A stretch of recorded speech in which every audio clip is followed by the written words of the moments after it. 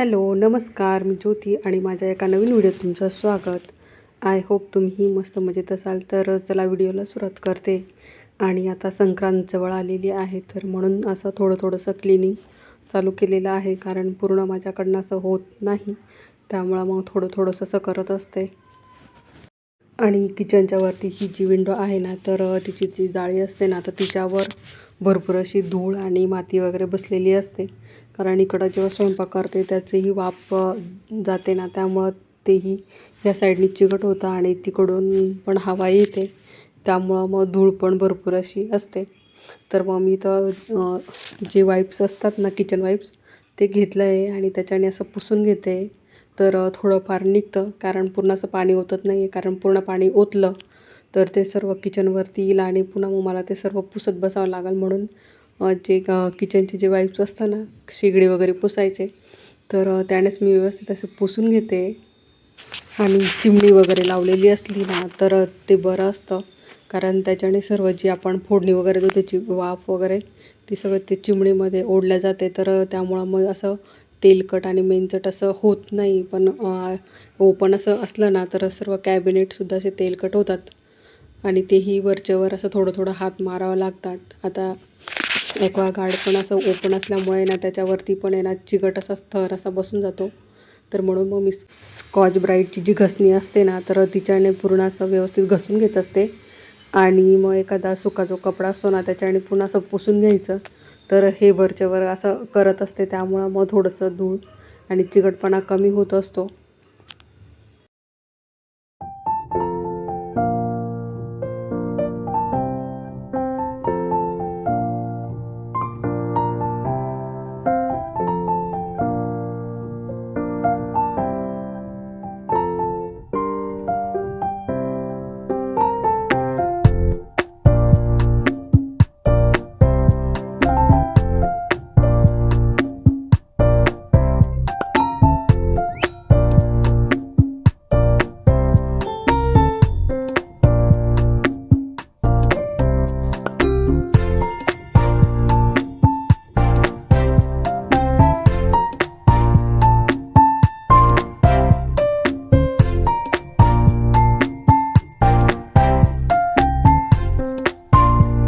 तर काचेचे ग्लास आहे ना, वरती कॅबिनेटमध्ये बॉक्समध्येच ठेवलेले होते पॅक करून.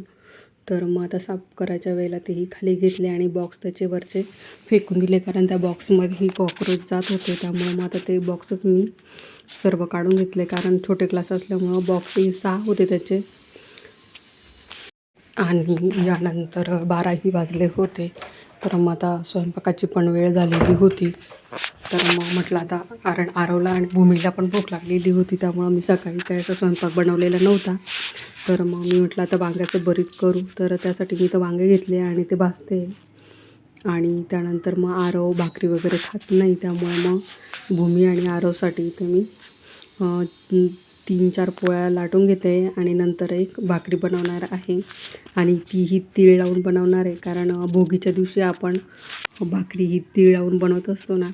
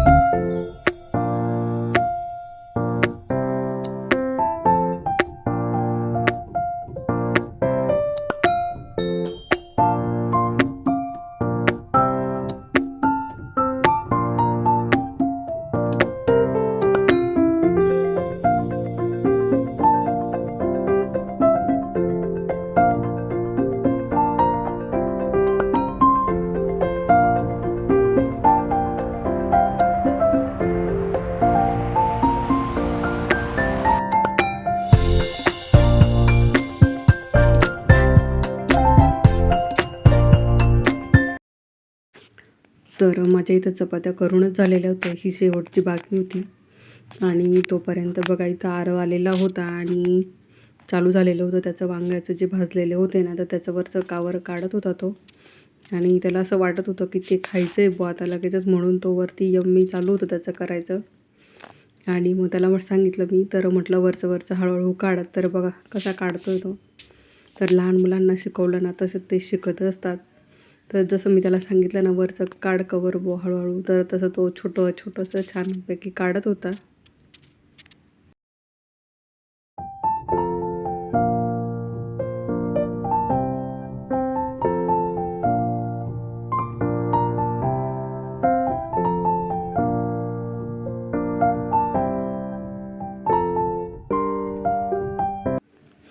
आणि किचन आहे ना पूर्ण धुवून स्वच्छ वगैरे करून घेतलेला होता, म्हणून मला एकच भाकरी बनवायची होती. तर मग मी ताट वगैरे नाही घेतला, तर डायरेक्ट 1 वाटी बरं पीठ आहे ना बाजरीचं, ते असं किचनचा जो प्लॅटफॉर्म असतो ना त्यावरती घेतलं आणि थोडंसं मीठ टाकलं. आणि आता थोडंसं पाणी टाकून आहे ना छान असा गोळा मळून घेते.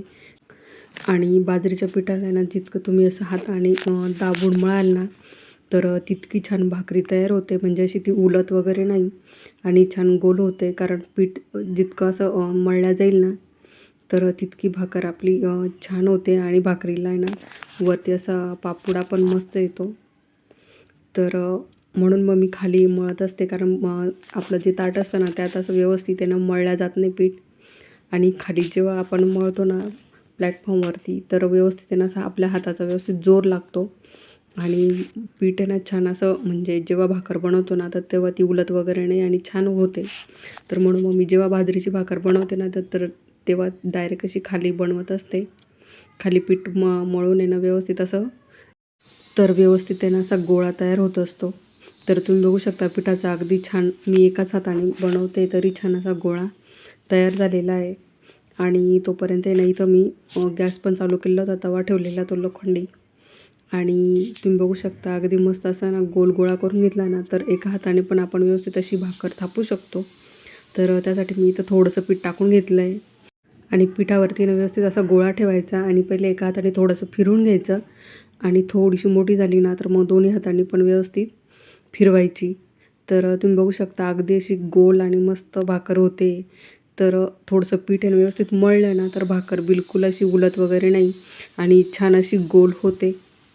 तर तुम्ही बघू शकता अगदी मस्त अशी पातळ आणि गोल भाकरी छान तयार झालेली. तर भोगीच्या दिवशी ना तीळ लावून भाकरी बनवत असता. तर अशाच पद्धतीने भाकरी बनवायची आणि ज्या साईडने आपण आता थापतो ना त्याच साईडने ना आपण थोडंसं तीळ घ्यायचं आणि भाकरीवरती असं टाकून घ्यायचं आणि थोडंसं हाताने प्रेस करून पुन्हा अशी फिरवून घ्यायची. त्यामुळे ना तीळ व्यवस्थित भाकरीमध्ये जाते आणि जेव्हा आपण भाकर तव्यावर टाकू ना तर ही साईड आहे ना खालच्या साईडला जाते. आणि मग म्हणजे जेव्हा आपण भाजू ना पूर्ण भाकर तर तेव्हा तीळ बरोबर अशी वरच्या साईडला दिसते छान. तर भोगीच्या दिवशी मी अशी भाकर बनवत असते आणि वांगे वगैरे जी मिक्स भाजी असते ना, तर ती आणि भाकरीचा नैवेद्य असा देवांना मी दाखवत असतो. जेव्हा ही भाकरी करू ना तर 5 मिनटं अगोदर गॅस लावून ठेवायचा असतो लोवरती, म्हणजे तवा आहे ना थोडासा गरम होतो. आणि जेव्हा आपण भाकरी टाकू ना त्याच्या अगदी 1-2 मिनटानंतर भाकरीला व्यवस्थित असं पाणी लावून घ्यायचं. आणि 5 मिनटानंतर भाकर उलटवायची, म्हणजे भाकर अशी चिरत वगैरे नाही. कारण जेव्हा जर पाणी वगैरे उशिरा लावलं किंवा तवा तापलेला नसला तर भाकर आहे ना खालून पूर्ण उलते. तर असं न करता गॅस थोडा, म्हणजे आपला तवा आहे ना थोडासा गरम झालेला पाहिजे. तर भाकर अगदी मस्त भाजते दोन्ही साईडनी पण. तर तुम्ही बघू शकता अगदी मस्त अशी भाकरी भाजलेली आणि ती पण आपली वरच्या साईडने आलेली आहे.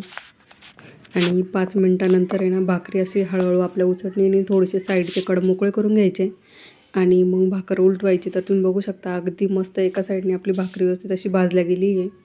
आणि त्यानंतर मग जेव्हा आपल्याला वरतून भाजायची असते ना तर तेव्हा आपण तवा साईडला दुसऱ्या गॅसवर ठेवायचा आणि मध्ये चटणी वगैरे टाकून आहे ना तर अशी गोल गोल फिरून आहे ना वरच्या साईडनी अशी व्यवस्थित भाजून घ्यायची. तर तुम्ही बघू शकता आता मी तवा साईडला ठेवला आहे आणि अगदी हलक्या हाताने अशी उचटणीमध्ये टाकली आहे. आणि त्यानंतर आता गॅसवरती पूर्ण चारही साईडनी व्यवस्थित अशी भाकर भाजून घेते. तर खूप फुल गॅसवर भाजायची नाही, नाही तर पूर्ण भाकरी आपली जळून जाईल आणि जो भाकरीला येणारा पापड आहे ना तोही आपला जळेल, तर त्यामुळे अशी थोडीशी बघत राहायची.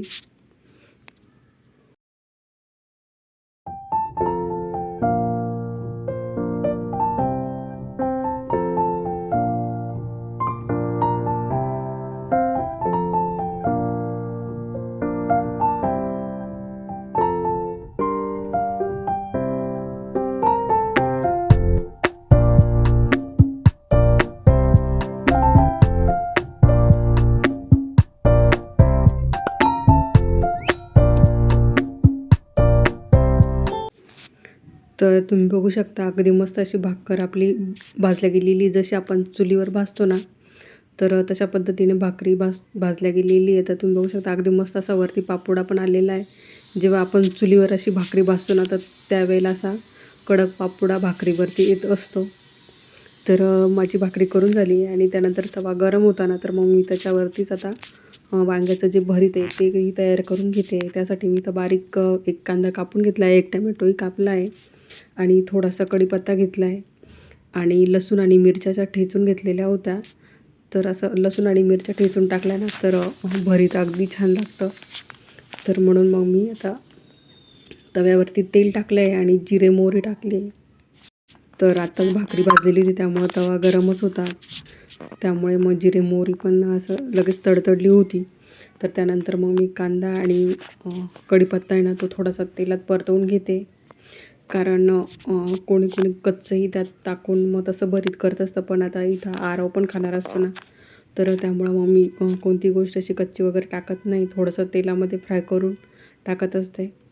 त्यानंतर मग थोडासा कांदा फ्राय झाल्यानंतर मी इथं टमॅटोही टाकला आहे आणि अगदी 1-2 मिनटं आहे ना परतून घेतला आणि त्यानंतर आता मिरच्या आणि लसूणचा जो ठेचा बनवून घेतला तर तोही तेलात थोडासा परतवून घेते. तर कांदा आणि टमॅटो साईडला करून घेतला आणि जे तेल होतं ना त्यात आहे ना लसूण आणि ज्या मिरच्या होत्या ठेचा तो परतवून घेते, म्हणजे तेलात व्यवस्थित असं तळला जाईल. आणि त्यानंतर मग पुन्हा व्यवस्थित असं मिक्स करून पुन्हा व्यवस्थित हलवून घेते आणि लसूण आणि मिरच्या व्यवस्थित अशा तळल्या गेल्यानंतर थोडंसं मी इथं हळद टाकते. तर मला आवडते टाकलेली हळद, तर म्हणून मग मी तर थोडीशी टाकून घेतली आहे. कारण कोणाकोणाला आवडत नाही, कोणी टाकतही नाही, पण जसं आवडतं आपल्याला तसं आपण करत असतो. तर मग मी तर त्यानंतर जे वांगे सोललेले होते ना ते असे सुरीने बारीक कट मारून घेतले त्यावरती आणि ते तव्यावर टाकून घेतले आता आणि थोडंसं मीठ टाकलं अंदाजानुसार आणि पुन्हा व्यवस्थित असं हलवून घेते. आणि तव्यावरती केलेलं हे भरीत आहे ना, हेही अगदी मस्त लागतं असं. तर तुम्ही बघू शकता अगदी मस्त असं भरीत झालेलं आहे आणि त्यानंतर चपात्याही झाल्या आणि आता भाकरी पण करून झालेली होतीच. तर चला आता आरवलाही जेवायला देते, कारण त्यालाही बऱ्याच वेळची भूक लागलेली आहे. तर व्हिडिओ आवडला तर लाईक सबस्क्राईब नक्की करा.